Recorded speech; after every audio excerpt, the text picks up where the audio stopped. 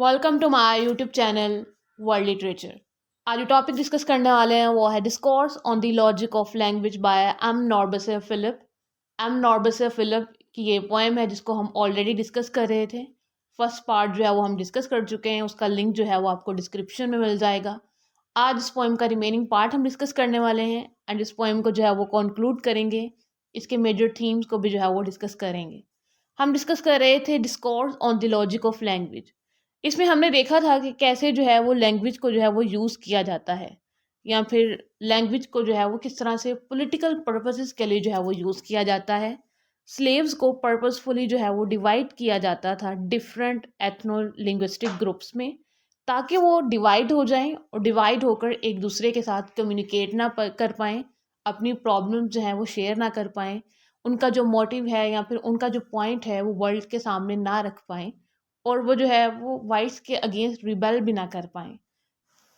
सो हम डिस्कस कर रहे थे कि वाइट्स ने किस तरह से लैंग्वेज को अपने पर्पस के लिए यूज़ किया एंड ब्लैक्स को, स्लेव्स को और जिनको उन्होंने कॉलोनाइज किया था, उन्हें फोर्स किया कि वो अपनी नेटिव लैंग्वेज जो है उसे इंग्लिश बना लें, जो उनकी मदर लैंग्वेज है उसको जो है वो इंग्लिश बनाएं। Discourse on the logic of language, इसको जो है वो फिलिप ने 1989 में अपनी ही collection she tries her tongue her silence softly breaks इसमें पब्लिश करवाया था। इस कलेक्शन में जो है वो फिलिप यही डिस्कस करती हैं कि किस तरह से लैंग्वेज को जो है वो यूज़ किया जाता है एंड लैंग्वेज के थ्रू कैसे जो है वो कॉलोनियल लेजेसी को जो है वो कंटिन्यू रखा जाता है एंड न्यू कॉलोनियल जो एलिमेंट्स हैं उनको जो है वो कंटिन्यू रखा जाता है।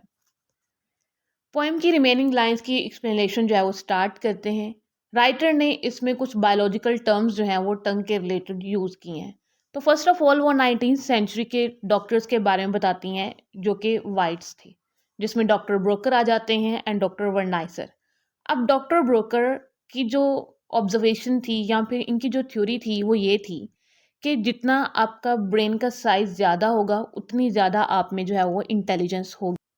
डॉक्टर ब्रोकर ने अपनी जितनी भी ऑब्जर्वेशन की या फिर इनके जितने भी एक्सपेरिमेंट्स थे, इन्होंने अपना बहुत सारा टाइम इसी चीज़ को प्रूव करने में लगा दिया कि जो वाइट मेल होते हैं एंड जो कोकेशियन रेस से बिलोंग करते हैं, उनके ब्रेन जो हैं वो लार्जर होते हैं। मींस के उनके अंदर जो इंटेलिजेंस है वो ज़्यादा होती है एंड जो वाइट मेल हैं वो सुपीरियर होते हैं विमेन से एंड जो ब्लैक्स हैं और जितने भी दूसरी कास्ट हैं, कलर्स हैं, उन सब से। तो जो वाइट्स हैं वो सुपीरियर हैं, इनके अंदर इंटेलिजेंस ज़्यादा होती है और इनके अंदर जो है वो मैनर्स ज़्यादा होते हैं। डॉक्टर ब्रोकर ने यहाँ पे अपना कॉलोनियल माइंडसेट सिर्फ शो करवाया है कि वो क्या सोचते हैं ब्लैक्स को लेकर, या फिर जो स्लेव्स इन्होंने बनाए थे उनके बारे में जो है ये क्या सोचते हैं, अफ्रीकन्स के बारे में ये क्या सोचते हैं। देन जो है ना फर्दर वर्नाइसर और उसके बाद ब्रोकर, इन दोनों एरियाज़ के बारे में बात की जाती है जो कि हमारे ब्रेन में होते हैं एंड ये हमारी स्पीच को जो है वो कंट्रोल करते हैं। सबसे पहले जो हमारे स्पोकन वर्ड्स होते हैं वो वर्नाइसर में आते हैं, जहाँ पर जो है वो हम उनको अंडरस्टैंड करते हैं और उनसे जो है वो हम सिग्नल लेते हैं। देन जो है वो रेलिवेंट जो इंफॉर्मेशन होती है वो ब्रोकर पार्ट में जाती है, जहाँ से जो है ना वो रिस्पॉन्स और जो सारा कुछ है उसको जो है वो अरेंज किया जाता है एंड मॉर्टल कॉर्टेक्स तक जो है ना वो उसको पहुँचाया जाता है। उसके बाद जो स्पीच है वो डिलीवर की जाती है।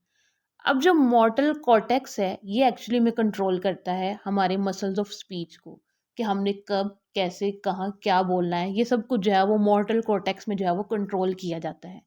उसके बाद राइटर बताती हैं कि एक tapering, blunt tipped, muscular, soft और फ्लैशी ऑर्गन, इसको हम क्या कहेंगे। एंड देन जो है वो हमें कुछ मल्टीपल चॉइस क्वेश्चंस देती हैं जिसमें कहती हैं कि उसको हम पेनिस कहेंगे, टंग कहेंगे, नेदर ऑफ द अबव या फिर बोथ ऑफ द अबव। तो एक्चुअली में वो टंग होता है एंड अगर हम राइटर के पॉइंट ऑफ व्यू से देखें तो उसको हम यहाँ पे पेनिस भी ले सकते हैं, क्योंकि राइटर ने जो है वो यहाँ पे कॉलोनियल जो माइंडसेट है उसको क्रिटिसाइज किया है। जो वाइट्स खुद के बारे में सोचते हैं उनको वो क्रिटिसाइज कर रही हैं। देन राइटर जो है वो नेक्स्ट स्टेटमेंट देती हैं एंड उसके नीचे भी जो है वो कुछ ऑप्शंस देती हैं। कहती हैं कि in man the tongue is, कि मैन के अंदर जो है वो टंग किस चीज़ के लिए होती है।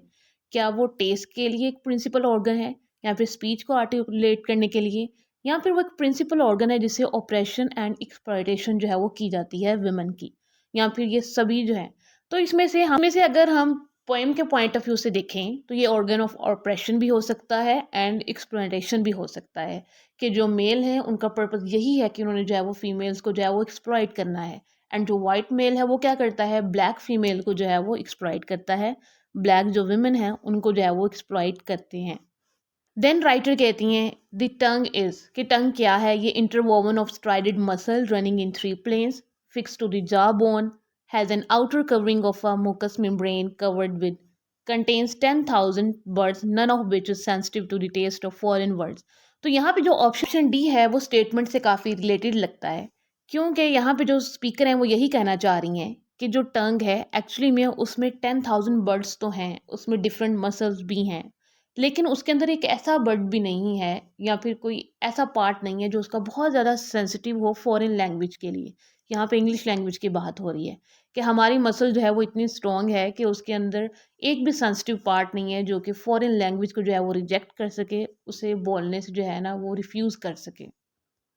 एंड देन स्पीकर कहती हैं air is forced out of the lungs, के जो एयर है वो लंग्स से जाती है, उसके बाद वो लिरिक्स में जाती है, वहाँ से जो है वो वोकल कॉर्ड जो है वो क्रिएट होते हैं और एक साउंड जो है ना वो क्रिएट होता है। देन स्पीकर कहती हैं कि ये जो साउंड है, कि ये जो साउंड क्रिएट हुआ है लिरिक्स में से, अब उसको जो है वो प्रोनाउंस करने के लिए कुछ इंटेलिजेंट वर्ड्स की जो है ना वो रिक्वायरमेंट होती है। अब वो कहाँ से आते हैं, lip, tongue, jaw all working together, a mother tongue, the overseer whip, all of the above और नन। तो यहाँ पे जो है वो अगेन कुछ जो है ना वो ऑप्शंस देती हैं, तो यहाँ पे मे बी वो मदर टंग को कह रही हूँ कि मदर टंग की नीड कितनी ज़्यादा है या फिर आपकी जो मदर टंग है वो आपके लिए कितना ज़्यादा मैटर करती है। तो यहाँ तक जो है वो बायोलॉजिकल टर्म्स को डिस्कस करने के बाद एंड वाइफ्स की स्पिरिटी को डिस्कस करने के बाद, उनके माइंडसेट को डिस्कस करने के बाद, राइटर जो है वो अगेन पोएम का फर्स्ट पार्ट दोबारा लिखती हैं जिसमें वो कहती हैं English is my mother tongue, English जो है वो मेरी मदर टंग है, a mother tongue is not a foreign.